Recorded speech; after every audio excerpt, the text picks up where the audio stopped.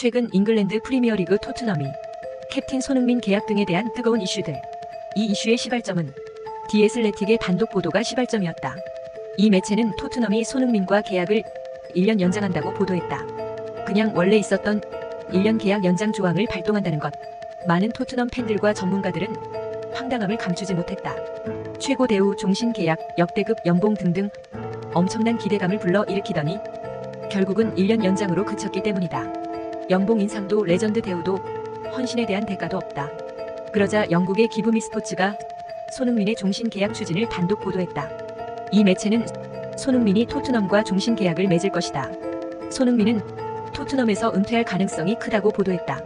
이렇게 전망이 엇갈리는 사이 손흥민 이적설이 뜨거웠다. 튀르키예 페네르바체 이적설이 나왔고 사우디아라비아 이적설이 재점화됐다. 토트넘 팟캐스트인 더 파이팅 카크 진행자이자 토트넘 전문가인 프레브 베이트먼은 영국의 토크스포츠를 통해 사우디아라비아가 손흥민의 몸값으로 8천만 파운드에서 9천만 파운드를 제시했다. 이런 미친 가격이라면 토트넘이 손흥민을 매각할 수 있다. 그는 31세다. 9천만 파운드면 토트넘은 매각을 고려하게 될 것이라고 주장했다. 이어 영국의 팀토크는 클럽 이름을 언급했다. 사우디아라비아의 알 이티하드다. 이 매체는 알 이티하드가 리버풀의 모하메드 살라 영입을 원한다. 살라 영입이 무산될 경우 알 이티하드는 2순위로 토트넘의 손흥민을 주시하고 있다. 아직 손흥민 측과 공식 협상은 시작하지 않았다. 살라 영입이 지지부진할 경우 손흥민 측에 공식적인 접촉을 할 것이라고 보도했다. 손흥민도 이런 상황에 대해 답답함을 호소했다. 지난 11일 중국과 2026 북중미 월드컵 2차 예선을 마친 뒤 손흥민은 아직 말씀드릴 게 없다. 정확하게 오고 가는 이야기가 없는데 와전된 것 같다. 조금 불편한 상황이다.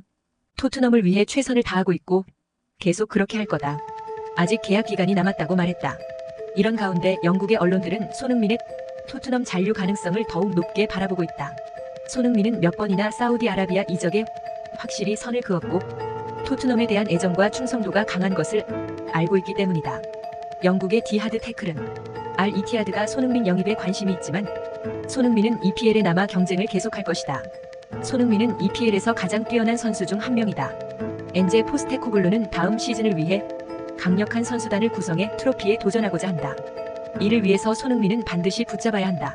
손흥민 이탈은 팀 전력을 엄청나게 약화시킬 것이다. 손흥민은 토트넘의 핵심 선수다고 설명했다. 손흥민이 잔류를 하는 건 확정적인데 1년 계약 연장 쪽으로 가닥이 잡히는 모양새다. 영국의 TVR 풋볼 역시 알 이티하드가 손흥민에게 관심을 가지고 있다는 내용을 보도하면서 손흥민 계약 가능성을 전망했다. 이 매체는 손흥민은 오는 여름 토트넘을 떠나지 않을 것이다. 토트넘이 캡틴을 내보낸다면 엄청난 놀라움이 될 것이다. 손흥민은 포스테코글루 지휘 하에 계속해서 핵심 역할을 할 것이다. 손흥민이 오는 여름 토트넘을 나갈 가능성은 없다고 확신했다. 그러면서 토트넘은 손흥민 1년 계약 연장 옵션을 가지고 있다. 그렇게 될 가능성이 매우 커지고 있다고 강조했다. 토트넘이 올여름 이적 시장에서 선수 영입이 여의치 않을 경우 손흥민과 계약을 연장할 거라는 현지 기자의 주장이 나왔다. 지난 17일 토트넘 내부 소식을 잘 아는 폴 오키프 기자는 자신의 SNS에서 손흥민의 재계약에 관한 팬의 질문에 토트넘이 다가올 여름 이적 시장에 실패한다면 손흥민과 계약 연장을 할 것이라고 답했다. 내년 여름 토트넘과 계약이 만료되는 손흥민의 계약 연장 여부는 올여름 관심사다.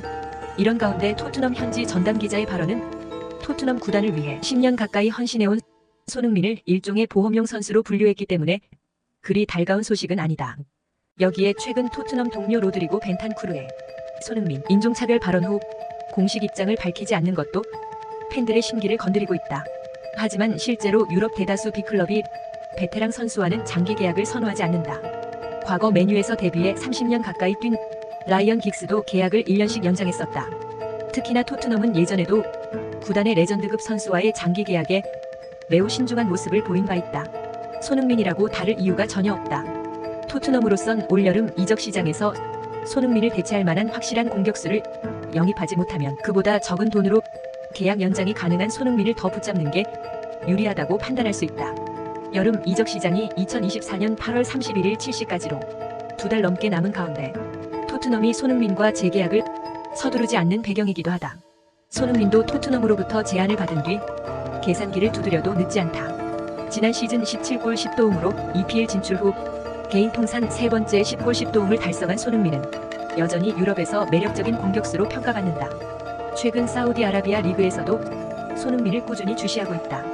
로드리고 벤탄쿠르가 손흥민을 향해 했던 인종차별 논란의 손흥민은 20일 자신의 SNS를 통해 이미 롤러와 대화를 했으며 그가 실수를 했고 그도 이를 안다. 그는 내게 사과했다며 벤탄쿠르가 뭔가를 공격적으로 말하려는 의도는 아니었다. 우린 형제다. 그리고 변한 것은 아무것도 없다. 지나간 일이다. 우린 하나다.